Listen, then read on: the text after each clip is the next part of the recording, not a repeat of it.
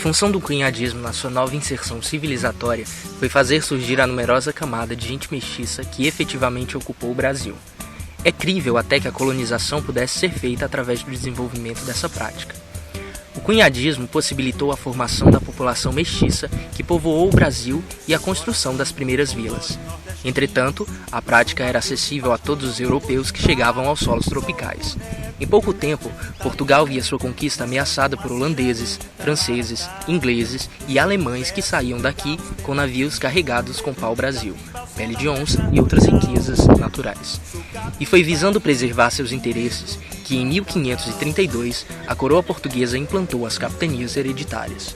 O projeto real era enfrentar seus competidores, povoando o Brasil através da translação forçada de degradados. Começa então uma nova fase da relação entre os índios e os colonizadores portugueses. Simultaneamente, no Nordeste açucareiro ia surgir uma nova formação de brasileiros. Compostos originalmente por mamelucos ou brasilíndios, gerados pela mestiçagem de europeus com índios, logo se desdobrou pela presença precoce e maciça de escravos africanos. Inclusive umas contadas mulheres que passaram a gerar mulatos e mulatas que já nasciam proto-brasileiros por carências, uma vez que não eram assimiláveis aos índios, aos europeus e aos africanos e seus mestiços.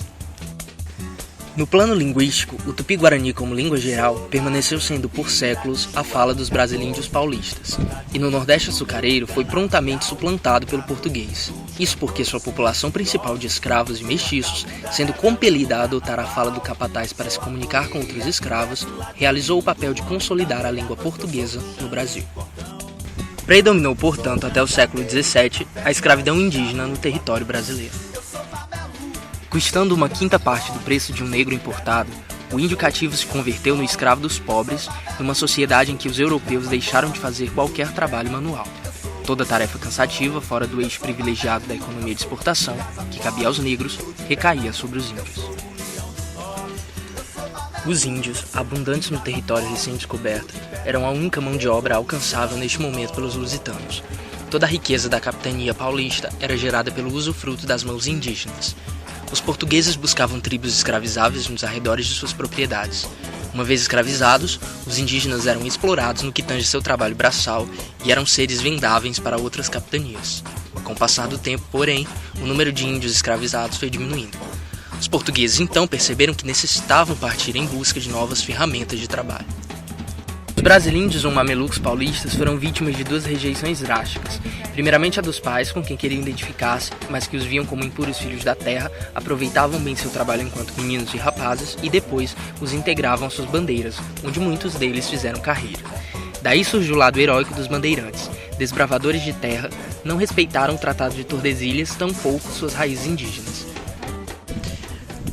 A segunda rejeição era a do gentio materno.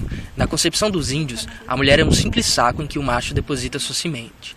Quem nasce é o filho do pai, e não da mãe, assim visto pelos índios.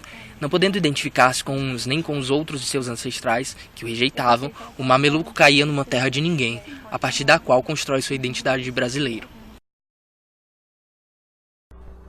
Somos todos negros. Sua cultura, sua música, sua dança, sua religião e sua força estão em nós. Mas nem sempre foi assim. Trazido para ser explorado na produção açucareira, o negro viu sua cultura ser engolida pela protocélula luso-tupi que já se encontrava presente no Brasil, e a ela teve que se adequar.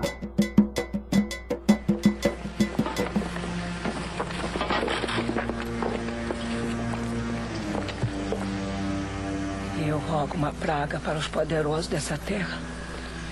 E eu rogo uma praga para essa terra molhada pelo sangue dos negros. E digo, enquanto esse povo não sofrer pelo sangue dos negros, que regou a riqueza dos brancos, esse povo há de sofrer muito. Eu peço aos santos, ao Deus, aos orixá, ensina esse povo a respeitar o sangue, a dor e o sentimento.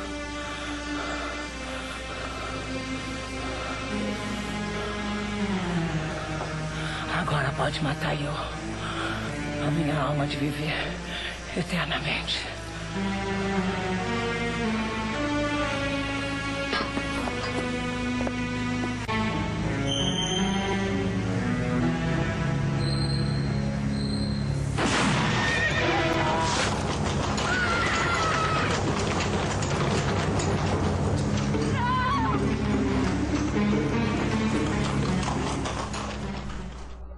A vida e os ideais esvaziavam-se diante das condições desumanas a que eram submetidos. Tratados como animais de carga, havia praticamente duas saídas para os escravos: a tentativa muitas vezes frustrada de fuga ou a morte. Caso sobrevivesse à estafa, já desgastado, ele podia ser alforriado, evitando que os senhores de engenho gastassem alimentos com o que consideravam um negro inútil. Não conheciam amor, família, sexo. Sofriam chicotadas preventivas e punitivas, 300 para matar, 50 diárias para deixar viver no sofrimento.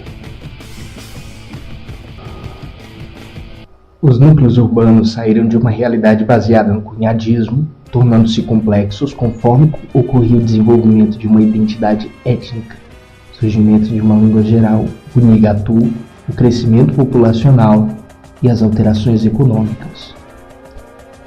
Para unir essa população havia autoridades responsáveis pelos poderes político, econômico e religioso.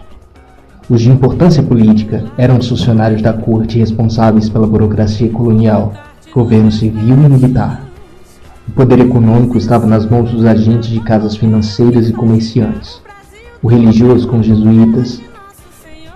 Essas autoridades faziam parte de uma elite erudita e eram responsáveis por espalhar a cultura portuguesa. O brasileiro, como afro-brasileiro, existia numa terra de ninguém, etnicamente falando. E é a partir dessa carência essencial para livrar-se da ninguém-dade de não-índios, não-europeus e não-negros que eles se veem forçados a criar sua própria identidade étnica, a brasileira. E no Brasil se pode falar de uma etnia nova operativa. Quando é que surgem brasileiros conscientes de si, se não orgulhosos de seu próprio ser, ao menos resignados com ele? Isso se dá quando bilhões de pessoas passam a se ver não como oriundas dos índios de certa tribo, nem africanos tribais ou genéricos, porque daquilo haviam saído, e muito menos como portugueses metropolitanos ou crioulos, e a se sentir soltas e desafiadas a construir-se, a partir das rejeições que sofriam, com nova identidade étnico-nacional, a de brasileiros. A historieta clássica, tão querida dos historiadores, segundo a qual os índios foram amadurecendo para a civilização de forma que cada aldeia fosse se convertendo em vila, é absolutamente inautêntica. Os estudos realizados para a Unesco, esperançosos de apresentar o Brasil como um país por excelência assimilacionista, demonstrou precisamente o contrário. O índio é irredutível em sua identificação étnica, tal como ocorre com o cigano ou com o judeu.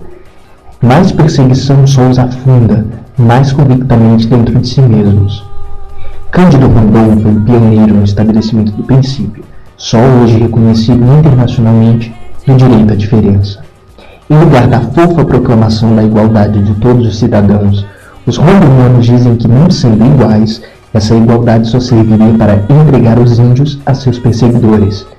O que cumpria era fixar normas de um direito compensatório, pelo qual os índios tinham os mesmos direitos que os brasileiros, de ser eleitor, de fazer serviço militar, por exemplo. Mas esses direitos não podiam lhes ser cobrados como deveres. Os números de negros e brancos cresciam passo a passo. É preciso entender, porém, que eles não cresciam pelos mesmos motivos. O número de brancos aumentava não pela maior chegada de europeus, mas sim pela multiplicação de mulatos e mestiços. O número de negros, por outro lado, crescia devido ao gigantesco comércio que era o tráfico de escravos. Estima-se que o tráfico de escravos lucrava metade dos valores das produções de açúcar e depois de ouro. Não há como calcular precisamente a composição da população escrava por sexo e idade. Não há uma quantidade suficiente de registros para que possamos afirmar nada com certeza. Temos então que nos contentar com suposições e ideais vagos. Estima-se que o número de mulheres para homens nos navios negreiros era de 1 para 4. Na cidade do Rio de Janeiro, porém, tinha-se um número igual de homens e mulheres negros. Por que isso? Supõe-se que tal porcentagem se deve às negras roubadas, artigos de luxo para senhores de escravos e capatazes.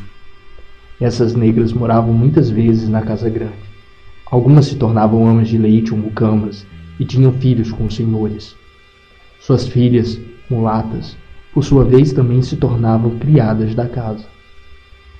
A mulher negra apenas seria disponível ao homem negro para reprodução e geração de crioulos se a senhora da casa se enciumasse e a mandasse embora para as plantações e minas. Teve-se a ideia de montar fazendas de criação de escravos. Ela, porém, não durou muito. Os jovens que ali cresciam eram muito espertos e muitos conseguiam fugir e se passar como forros, indo tentar a vida pelo país.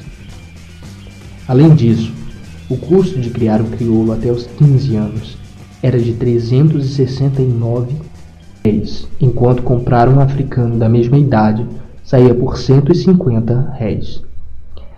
Sem contar que muitos morriam aos 10 anos de idade, deixando um prejuízo de 240 mil réis. Por último, fez-se a consideração de que os crioulos eram menos robustos que os africanos, os últimos aguentando trabalhos mais pesados e por mais tempo, além de poderem trabalhar até os 60 anos, enquanto os crioulos ficavam inválidos aos 50. Levando em conta tais fatores, a ideia de fazendas de criação de escravos foi deixada para trás, e o tráfico negreiro continuou lucrando enormemente por 3 séculos. Shigrin, Graham, Hankoreca Meca, Suya.